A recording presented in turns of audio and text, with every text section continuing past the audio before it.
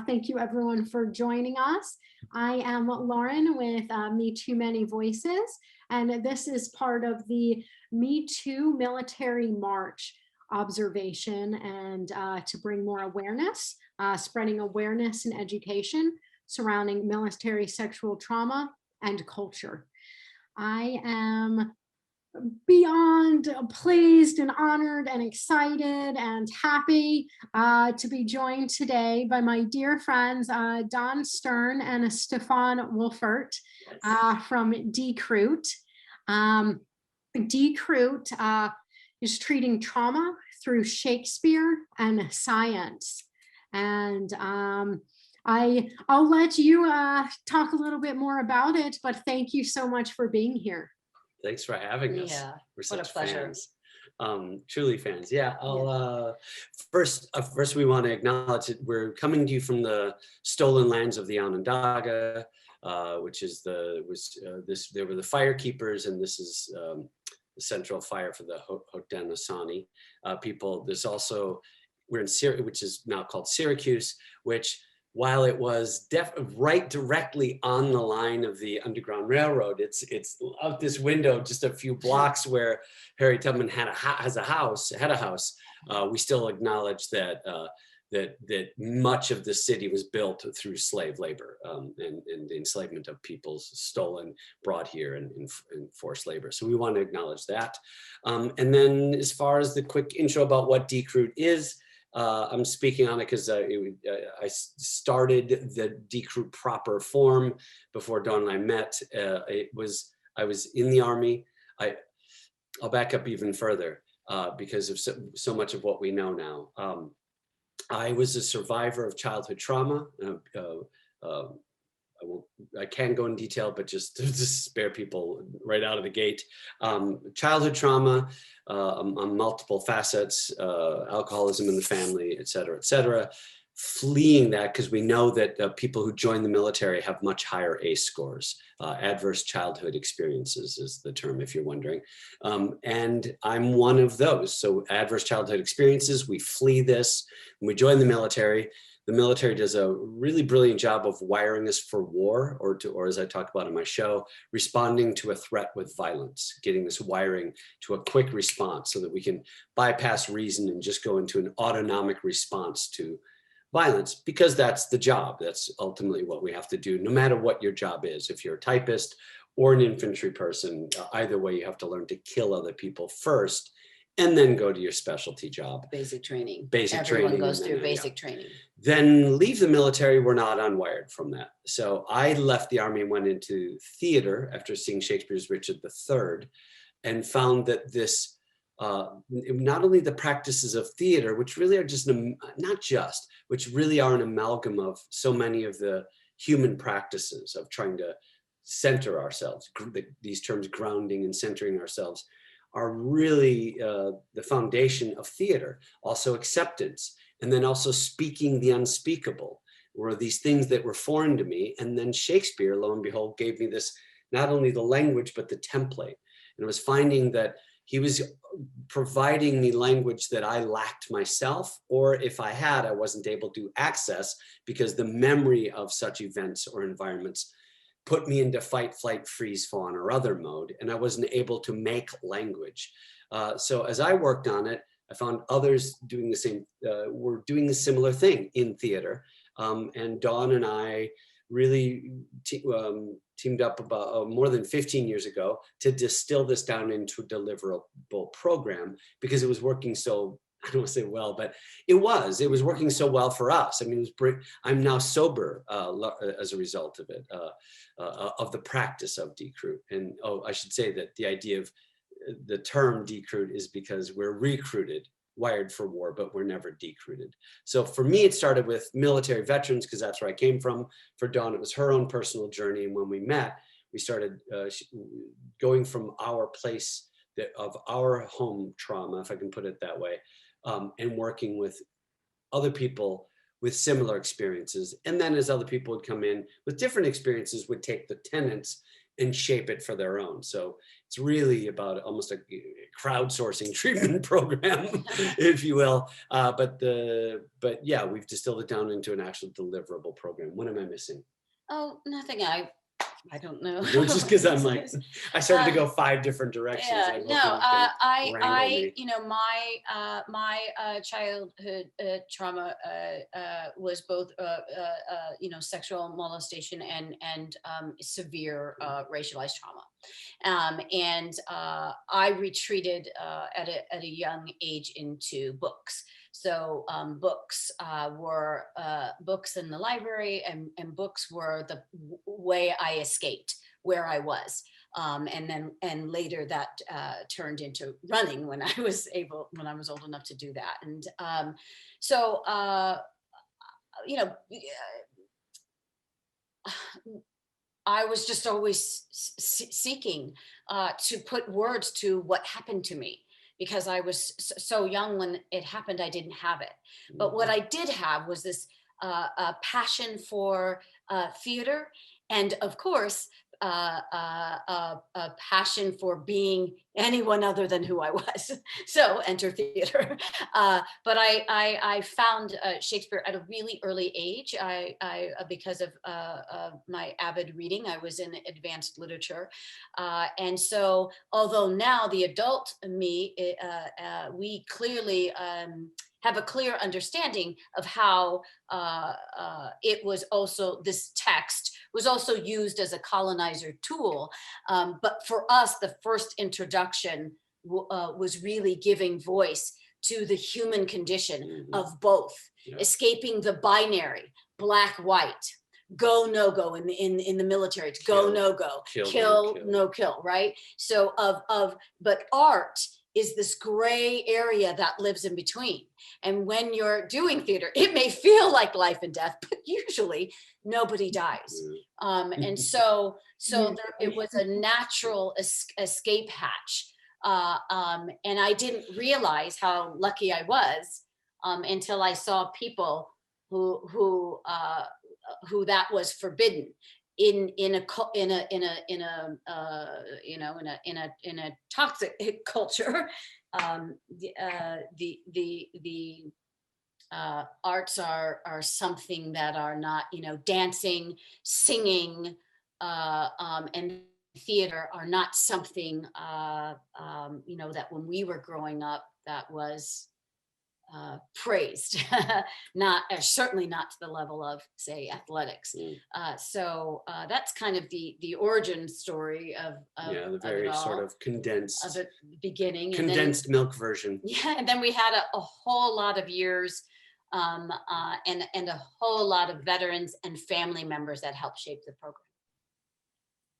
Thank you for sharing all of that. I'm fascinated by everything both of you said, and I think it speaks volumes, even the condensed milk version of what you said. And I can imagine a lot of people relate to that and to everything you said. I am a civilian, never been in the military, but I could certainly,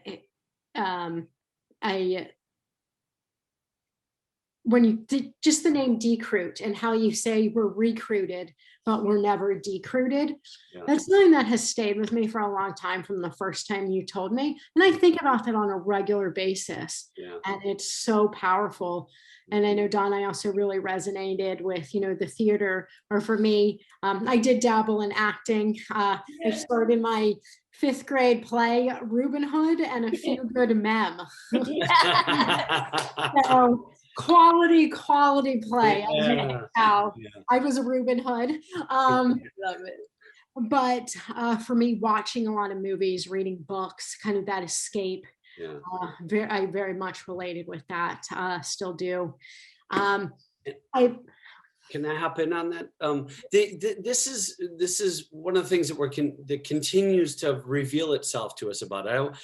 First, the term De-Cruit, we were deliberate about it because even though we knew it wasn't going to be limited for military veterans, especially in this age, we did this before, you know, MeToo was a national, you know, or a really sort of a global name. And certainly the the Black Lives Matter movement was really as widely known as it is today.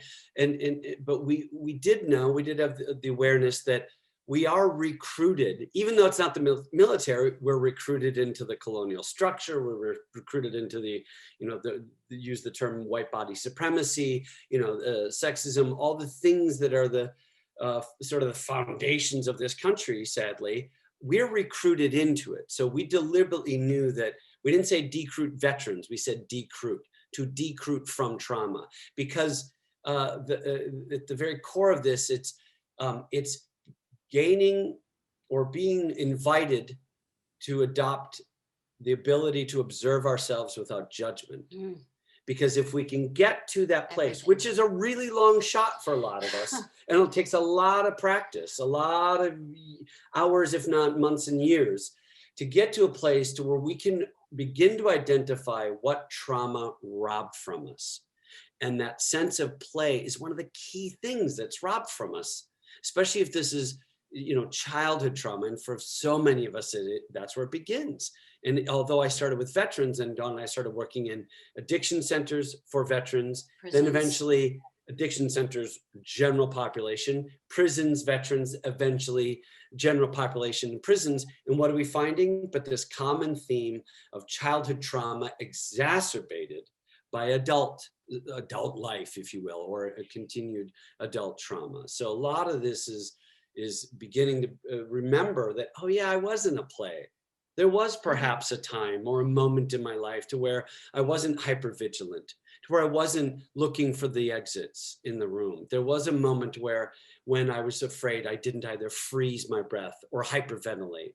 So that I just wanted to pounce on that, because when you said you got to act as a kid, we're not trying to make actors. We're trying to reclaim what you just said, because most of the people not only don't want to be actors, but either were never introduced to Shakespeare or hate Shakespeare or both or much other.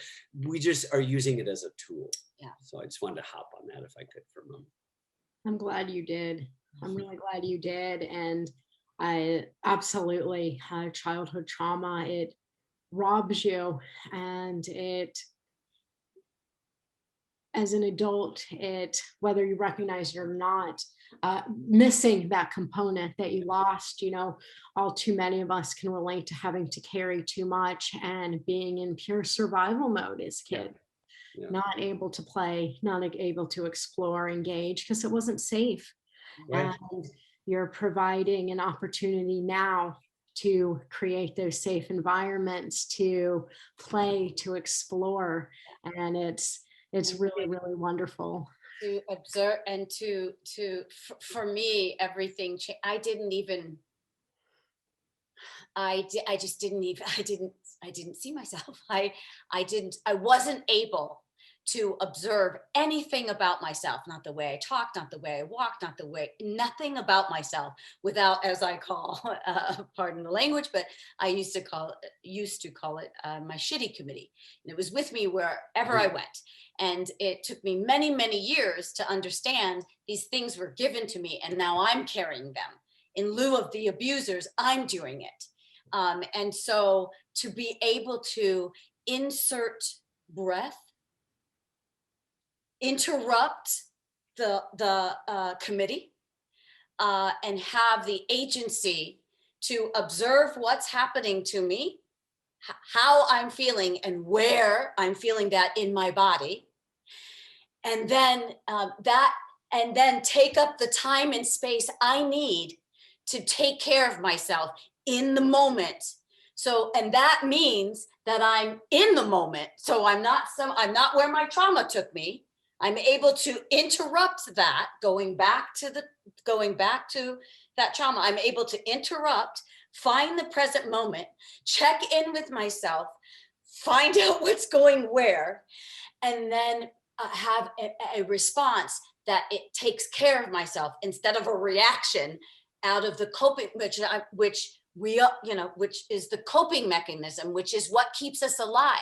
So a large part of De-Cruit, people freak out about the Shakespeare, but a large part is really this container, is really this circle. And our work with Yvette Nolan in Native Earth in Canada, and Randy Reinholtz, Native Voices based in Los Angeles, theater companies, we really took on the theater as medicine model. So there's a circle in De-Cruit. There's no leader. There's no guru. This is not about you have the problem and we have the answer and you're broken and we can fix you. It's none of that.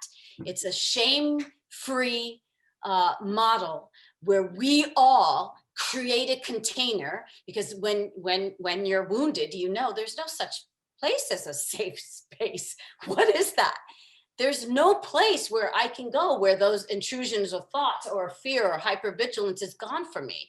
It's just that didn't exist. But what I am able to do with people who make the agreement with me to do it is to secure the space and to create a container where we all agree this is a shame-free space. So when people come in late, they're welcomed.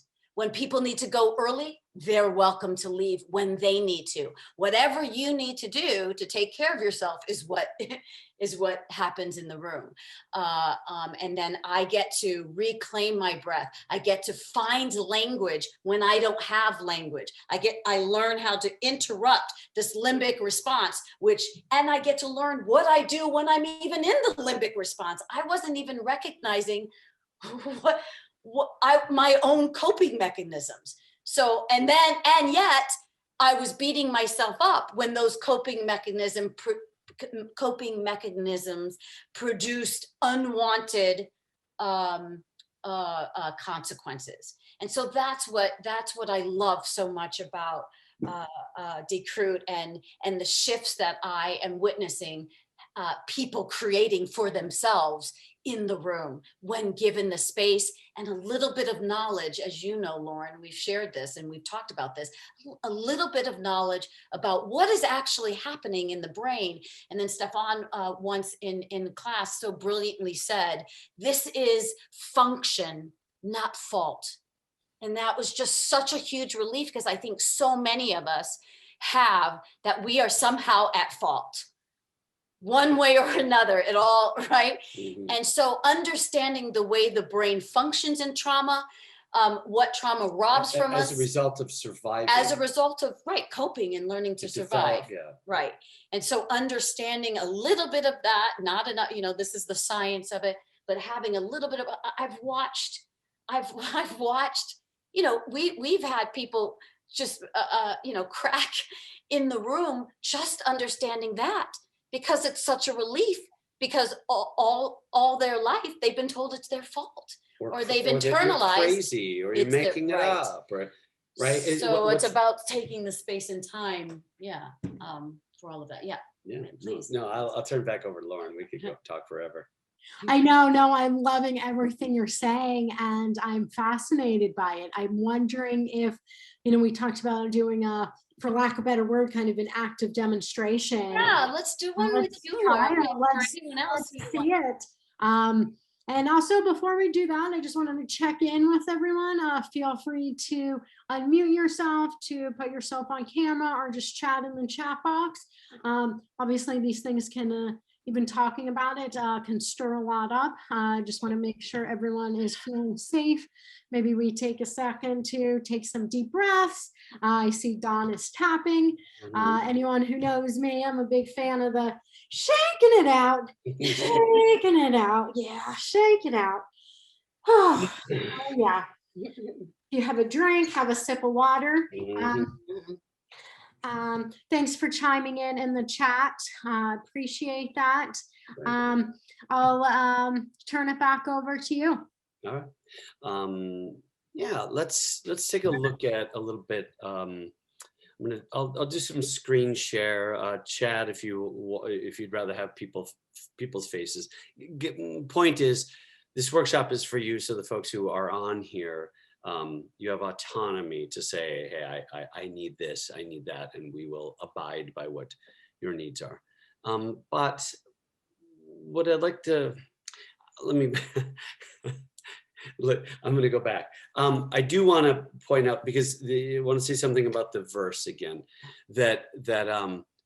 because as Dawn pointed out, the problems with Shakespeare are abundant, but the reason we use it is that there's a scientist called Strozier, and I'll put it in the chat here, is correct spelling of his name. Trigger warning, I'm not in detail, but I will be mentioning 9/11 and talking a little bit about it and around it. So Strozier was working with survivors of 9/11, and what he found was when he had transcriptions of he would record their meetings for private, but then they were transcribed, and they were transcribed in prose, meaning it went from one side of the page to the other, and it only went to the next line because there was no more room on the page. But when he read it, if I recall it correctly, when he read it, he couldn't make sense of it. So he went back and listened and realized that when they're talking, it's clear as a scientist what we already know. Our Wi-Fi is wonky, so I may freeze, and our apologies for that. But what Strozier discovered was that when people took a breath, that if he hit return on the transcription, that it turned it into verse. And when he followed the verse according to when they were breathing, for example, I'm going to do generic.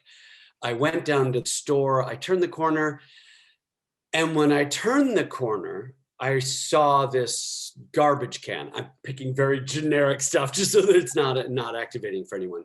But that breath is in the middle of a thought.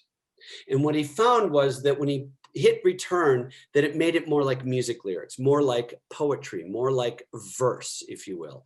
And when he looked at it, he realized it made more sense. And he realized that when he read it, he could track them better. And he realized that they were breathing and speaking in virtually iambic pentameter, which is what Shakespeare wrote. And this is across the board. This is all of the survivors.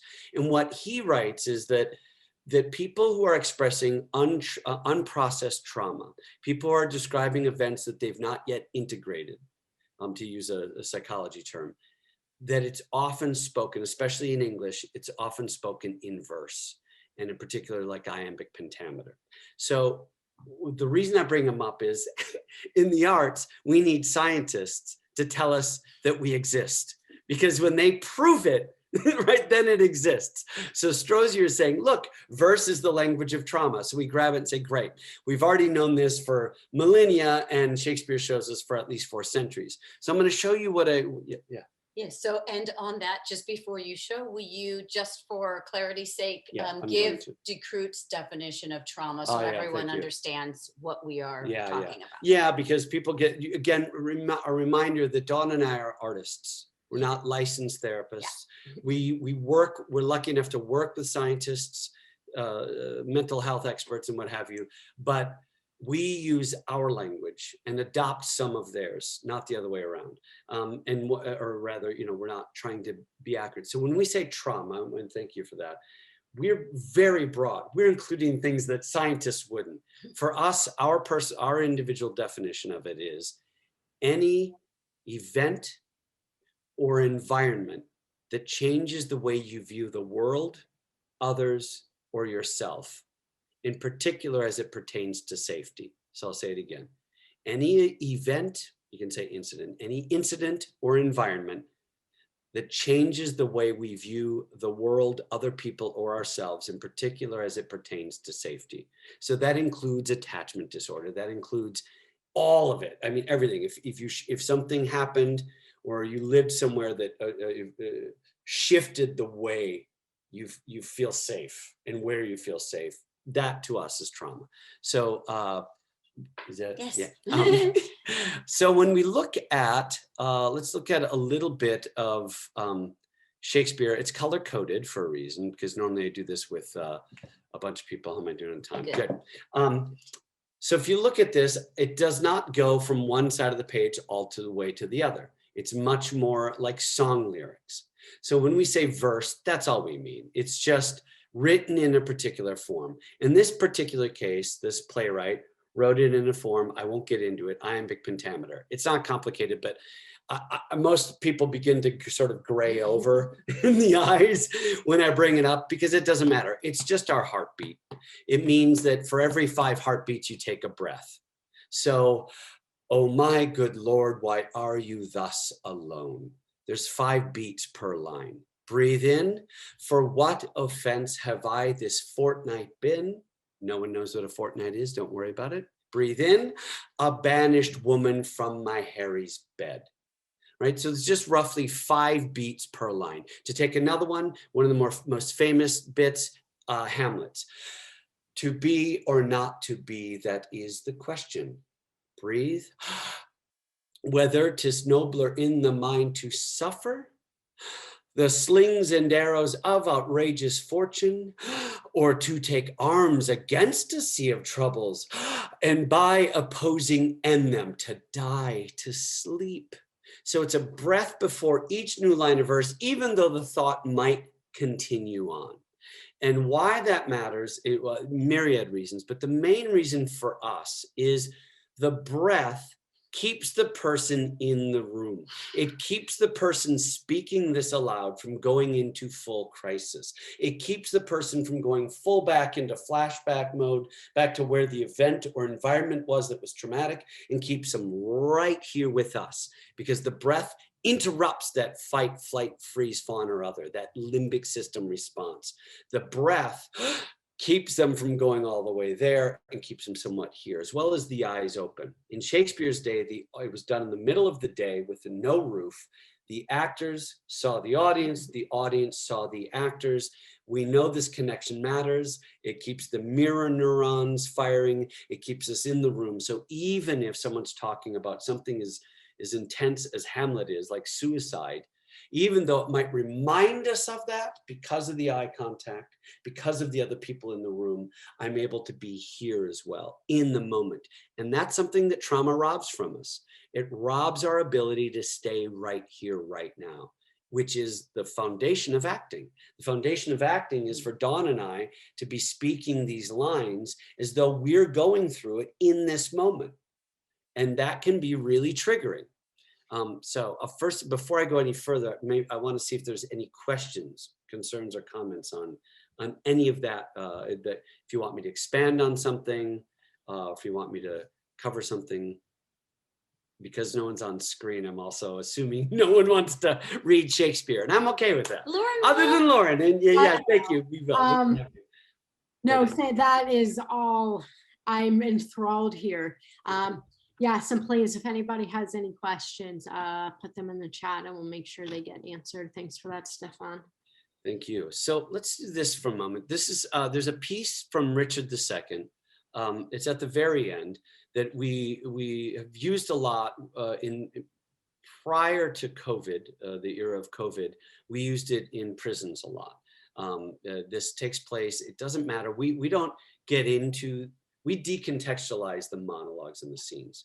So what we mean by that is we don't give a monologue to someone, a participant in the room, and say, okay, you're a king, you're in an antechamber, and you've just murdered your brother. I mean, we're Americans, we don't know what an antechamber is. We don't really know anything about kings other than that Meghan Markle is tearing it down. But sorry, my politics are so, I apologize. But really though, we don't, you know what I mean? We didn't grow up with that. We can't really relate to it fully.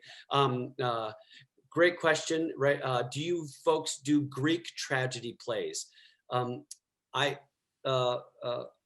No. Short answer. Let's keep it short because you don't have a lot of. Here's what I know. But here the thing is, the Greek plays. What's wonderful about them is they were written by veterans. So a lot of vets do like to work on them. Here's why we don't.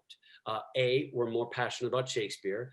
B, the Greek plays were written in ancient Greek, then translated to English decades ago by white men, mostly not from the United States. So there's so many levels of interpretation and reinterpretation and biases that they don't move me as much. I also don't feel that the Greek this is just my opinion, by the way, that there's a great many people who work very effectively with the Greek plays, and they do wonderful work. It's just not our particular passion. But also they're not, for me, they don't get into the humanism enough.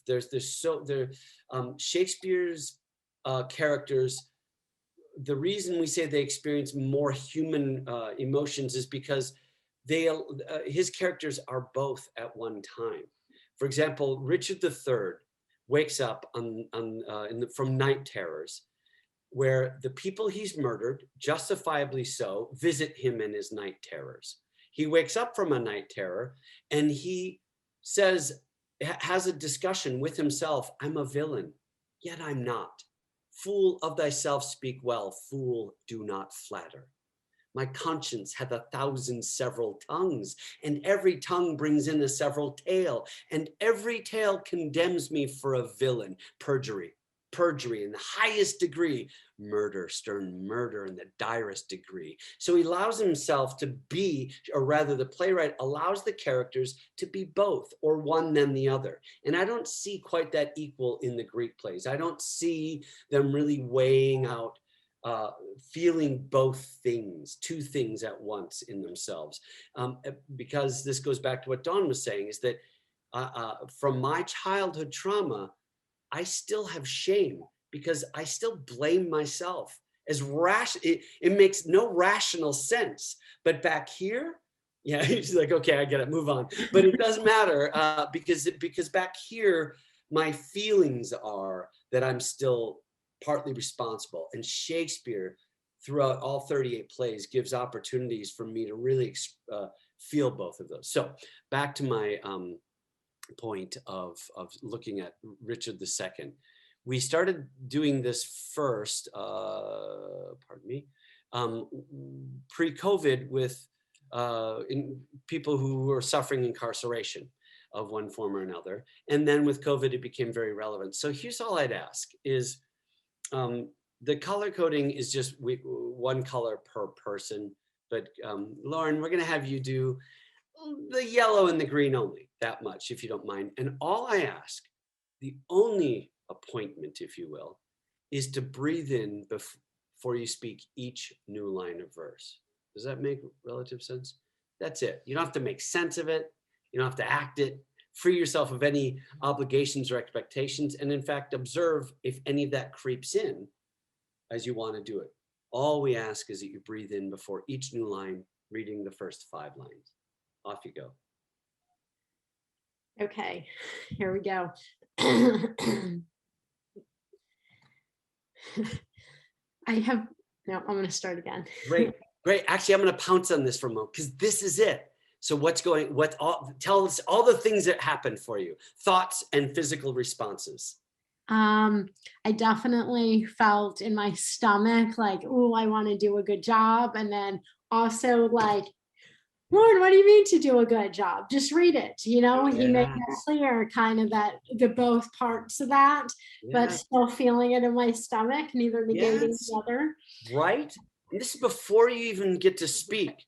All these conversations. And now think of all of those of us who have either been told you have a such and such voice, or you shouldn't do this, or you should do that, or you're dyslexic, or you don't read, all of these things. And that's what we experience. What you just demonstrated so perfectly is the foundation of the work of beginning a task and having this full experience before you even get to the so-called task, and unpacking that. That's where we're going with this. So normally we begin to ask you, and you described it perfectly, what do you feel?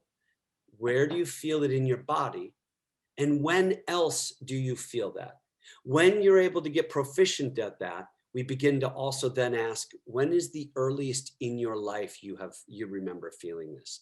Now, just for anyone who's wondering, you don't need to say any of this out loud ever in our room. We're not interested, not that we're not interested, but it's not a requirement that you share with us what is coming up for you. It's merely that you are able to access that and recover after you've accessed that.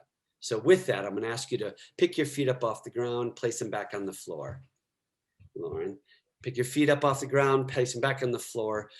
Organize your spine back on itself. Yeah. Feel that beautiful torso on top of your pelvis. Feel those big, beautiful shoulder blades that are on the back, pulling back just slightly and opening up the sternum, which can feel very dangerous, as we know from Stephen Porges' polyvagal theory. Open up that. Feel the neck on the spine neck on the torso, head on the neck spine, space between the jaw and the clavicle. Soften your jaw. Allow your lips to be parted if you are able. Remember, when we're toddlers, we breathe through our mouth. And then we were told that that was somehow bad. But in acting, you get to be a mouth breather. Stay right there with this breathing, just checking with your body. We'll share it again. We'll share the script rather. Take all the time and space you need to begin, as well as to read it. All we want you to do is breathe in and speak a line. Dare to fail. Dare to speak it incorrectly. Off you go. And remind me how far I should go, please. 5 lines. Okay. To the green, end of the green. I have been studying how I may compare this prison where I live unto the world. And for because the world is populous, and here is not a creature but myself, I cannot do it, yet I'll hammer it out. Wonderful. Check in with your body, make physical contact someplace on your own body. Acknowledge to yourself that you just spoke publicly, which is considered more terrifying than death for most of the population. For real. That's a real stat, actually. Acknowledge that you did that. Acknowledge that you did brilliantly. And I'm going to ask you to say out loud, I'm a great actor. I am a great actor. Yeah. For real. This is because you did. That was very clear. And then what other experiences came up for you this time? What was different this time versus the first time? I definitely had, the alarm in my brain. I shouldn't say alarm, but I had the reminder in my brain to take the breath. Yeah. Otherwise, I don't think I would have held it all back in. I know that my body probably would have contracted again into itself for that lack of breath. It felt good. It felt good. Good. Oh, lovely that it felt good, because that's we want to know if it didn't, if it felt awful or it was aggravating or activating. We want to know that. Lovely. Yeah. This is a lot of the foundation of the work. Notice we haven't even gotten into what does that mean, or what do you think you're saying? We may eventually get there to relate to how it relates to our life, but a lot of it is in how does our central nervous system respond to being discombobulated, or perhaps being offered a new way of operating in the world. So for many people, the mere act of, like I said, speaking in front of other people, social psychology shows us that it is more terrifying than death to most people on earth. The other thing is, once I'm in front of other people and I'm going to speak out loud, as you shared with us, as Dawn calls it, the shitty committee kicking in. So fine, we've interrupted all of that. Can I breathe in and then exhale for 5 heartbeats? Ba-bum, ba-bum, ba-bum, ba-bum, ba-bum. I'm going to share one thing as to why this correlates with the military as well. But that mere act, just that cycle of can we do that, oftentimes takes 2 to 3 classes of being able to get to a place where I can stand in front of people, ground, breathe, stay here, and not leap off to, my 2nd grade teacher telling me I'm a horrible reader or whatever it is. Stay here and then actually breathe in, and on the exhale, say the lines. Because most often what we get is, I have been studying how I may compare, right? The exhale, or some derivation thereof. And that's normal because you're surviving. We want you to. And as Dawn mentioned earlier, we want you to be able to observe that, oh, that's what I'm doing. Not try to get it right, but instead observe, oh, this was the instruction. This is what I'm doing. Can I observe that this is where I was going and this is what happened instead, and not go, oh, damn it, oh, I suck, but rather go, oh, okay, let's lean more towards that direction. And the one bit I want to show is that I should trigger warning. Just going to show a picture for any military veterans online. I'm going to show a picture from a field manual about breath and how to fire a weapon. There's nothing graphic in it. It's just, I wanted to make sure that that was clear before I put this up. This is lifted from the actual manual on how to fire a weapon. And the reason I'm bringing this up is, remember what Dawn and I said earlier, which is the vast majority of people joining the military are entering with adverse childhood experiences. So how do they take people who've survived trauma and wire them for war? And the answer is through breath, rhythm, and camaraderie. There's many other things, but these are the three big things that we breathe together as a group. We're a community animal. We make sound together, whether it's marching in cadence, right? There's a rhythm. Your left, your left, your left, right. Hey la de da de. We all breathe in together and sing back. And here's another one. Then with a weapon. So with a weapon, we're going to be firing at a human being. And what we know throughout history is that humans do not like to fire at other human beings. It's a natural human response to not. So the military interrupts the clever manipulation of breath. And that is, you breathe in, you breathe out. You breathe in, you see the target. Again, notice the language, target, not a human being, or enemy that dehumanizes them. You hold your breath and you squeeze the trigger in between the heartbeats. It's that precise. Continue breathing, find another target. So with knowing, having gone through the military, taking a step back and realizing how much they use breath, rhythm, and camaraderie to wire us for that, we thought, well, obviously, what a great tool to unwire. And then the further reaching was, oh, this also works with the childhood stuff, because this is where it began. We began changing the way we stand, the way we sit, the way we breathe, the way we speak, sound, vibrate, or lack of vibration, because of surviving childhood and adverse childhood experiences. If we are told something about our voice, we then begin choking it off and not vibrating. So we want to create a container in De-Cruit where you can begin to reclaim your toddler self and start over, if you will, and go to a place to where you can bring in things that were robbed from you when you experienced the trauma. Go ahead. And thank you. I just wanted to say, so the program that was actually studied by Dr. Alicia Ali out of NYU, and it was 8 weeks long for 3 hours each week. So it was a 24-hour model. At the end of which the last class is an open class where there's a presentation, and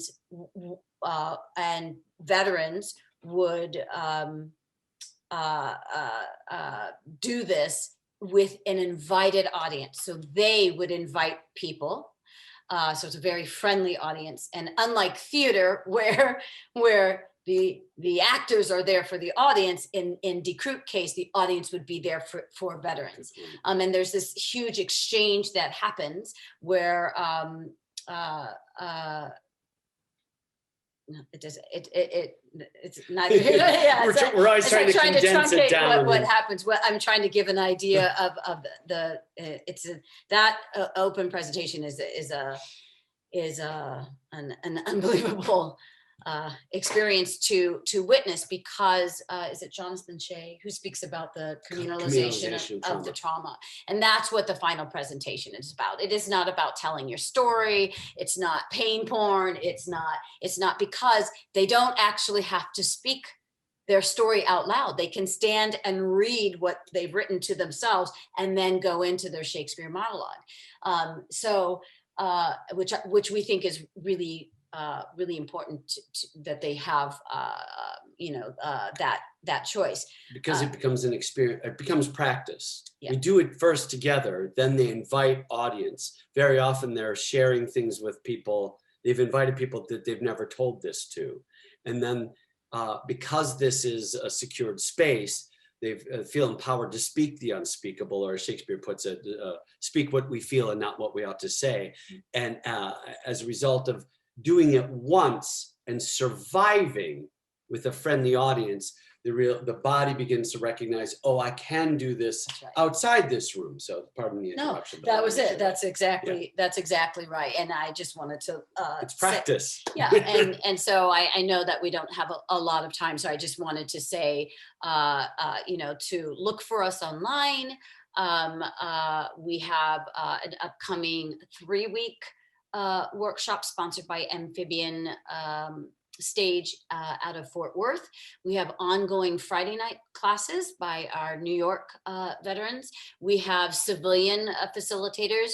I think another thing that makes the program unique is that we train veterans to deliver their program in their community. So it isn't just us showing up, we go and it's free of charge. And we find sponsors and never charge veterans for the classes. So we do have 3 weeks coming up in May. There's one ongoing right now, 2 ongoing right now, Tuesday, Thursday, and Fridays. And I'm gonna put my email in the chat. So if anyone has any questions or wants to reach out to me, feel free to do that. Thank you. Thank you. Thank you. And now I'm even noticing the breath between my words more. I feel like this is illuminating. We chatted. I'm wondering if anybody had any questions right now for either Dawn or Stephan. And can you also put in the chat where they can find you online? If, later they're like, oh yeah, De-Cruit, I want to read more about it. Where would they go? Yeah. Can I say something? Do we have time for me to say something more about the breath, as you mentioned? Look at all the ancient human practices. Mm-hmm. They all center around the breath, whether it's meditation or yoga or all of them, qigong. Thank you very much. But so of course theater has a theater is one of the its original design was medicine. One of its original functions was medicine, and it is the expression of tales. But with this breath observation, we can begin to see again the breath is the quickest way to observe what trauma did rob from me, and that's one of them. Do I freeze? Do I freeze when I'm afraid? Hold my breath? Or do I hyperventilate? Where do I modify my breath and in what, depending on the environment? And the audacity that Shakespeare is asking us to do it can be so empowering. It can be very upsetting early on, but for him to ask the speaker to take a breath mid-thought is massive.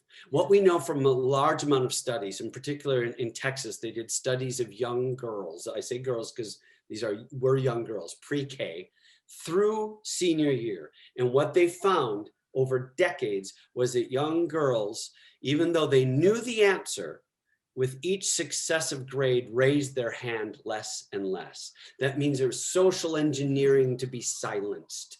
So to ask a female veteran in the room, even though they're veterans, to take up the time and space you need to speak what you feel and not what you ought to say, where else, there was no other place that skill wasn't necessarily heightened because it had been diminished through the social engineering, if I can put it that way. So what we're asking is for people to do Shakespeare, to say something like Hermione's, since that what I am to say must be but that which contradicts my accusation. And that's where he has her breathe, because Hermione's being accused by her husband. I won't get into it any more than that, but publicly, and she's responding, knowing that if she completes a sentence and as a final thought, she'll be trounced, she'll be overrun by the men. So she breathes in the middle of a thought, capitalizing not only on people's requirement to wait until she finishes. But on top of that, as she finds the language to speak publicly for her own defense, knowing that to say not guilty, as she puts it, would be bootless, would be useless. However, she speaks long enough and she takes these breaths in mid-thought. So to ask someone to do that in this room, it's like I said, it can be activating, but it's empowering eventually. When you learn how to do it and survive and or recover, it eventually can become a practice. So I wanted to expand on that at length, apparently. Thank I'm you. glad you did. Truly, I just want to hear you both talk about this and have this conversation forever. I am endlessly fascinated, endlessly inspired. I feel like I learned so much. We have a comment here. No questions, but want to say thank you. I struggle with public speaking, and this is so helpful. Thanks for chiming in. Yeah. Absolutely. One thing I know for me that came up that I thought was interesting, that I've actually been thinking about a lot lately, and this is definitely kind of made it even more so. So often there I was like, oh, it's easy as breathing. It's easy as breathing. Who said breathing was easy? Exactly. It's not. It's not. No. And And most people aren't aware that, I didn't know. I'm a great holder of breath, a great freezer and a holder of breath, and then run. Like there's two. It's like I'm both, of course, both. And I wasn't aware. And I would have argued with anybody saying that I was doing that. I have no idea. And we see that in the room, but they just don't have it. They're like, no, I am. And they're not, right? Yeah. And it's so revealing. And we don't say, no, you're not. Yeah, no. Say, no, that's me in my mind. But it's just so revealing. But there's a reason. It is the root of all of these ancient practices. Breath is life. Prana, it's life. It's literally life. Mm-hmm. Without it, there isn't. That's it. And so it's the first thing in CPR, right? Airway, then breathing, then circulation. Right. Pardon no, that was it. So it's everything. Yeah. So I put on there about box breathing.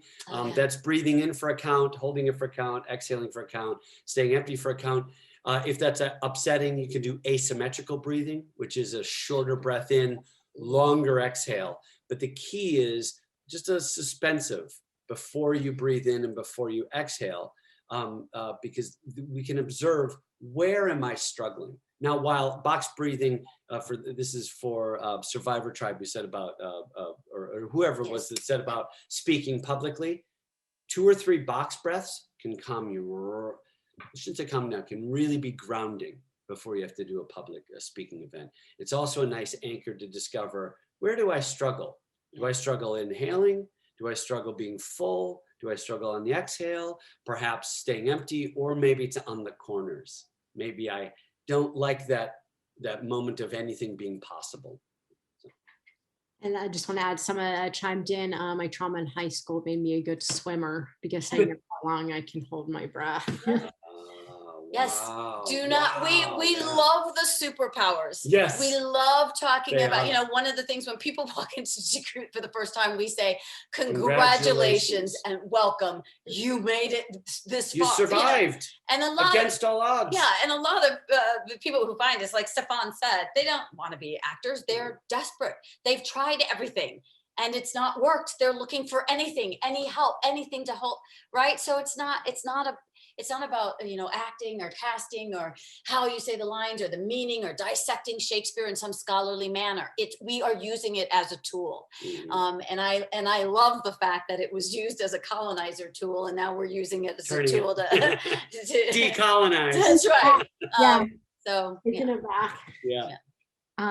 Well, thank you again. Thank you. I thought it might be nice. We were talking about breathing. I know we did some of it in the workshop, but to unwind, similar to the box breathing, and you can do this anywhere. The hand breathing. At your own leisure, and only if it feels safe, because sometimes these breaths don't feel safe. But if you do, let's Go. We're going to follow the outline of our hand. That's why it's called hand breathing. We'll go in, out, breath, breathing in, breathing out, breathing in, breathing out, breathing in, breathing out, breathing in, breathing out. I didn't know that one. I love that. Yeah. I love that. Thank you. I have blah, blah, easy for me to say, but I have an activity book for sexual assault survivors, for trauma survivors, and I have a section on, like, there's a triangle, there's a square that you can literally trace your finger on. I really like the hand one, and I found that literally doing that and me feeling that, me tracing it, feeling my finger on the hand, it's keeping me in the moment, in the breaths, being aware of my body. And when I was getting my 200-hour yoga certification, I had this whole revelation about eyes. They were talking about eye movement, and as you know, EMDR is extremely successful. So we use in De-Cruit, we definitely use focus objects. You know, eye contact, which can be intimidating. So it can be shoe contact, shoulder, chin contact. It could be looking at empty chairs in the room, but moving the eyes, using the clock, doing eye yoga. While in physical contact. While in physical contact, with yourself can bring you out of a stress response and into where you actually are too. And so that's one of my favorites too. Contact too. Yeah, this is lovely. What a good one. Yeah. That's I love we're teaching each other, learning all of these new things today. Thank you again. Once again, I am Lauren with Me Too Many Voices, and I was joined today by Dawn Stern and Stephan Wolfert from De-Cruit. Check them out at www.decruit.org. Thank you all. Thank you. Bye. Bye.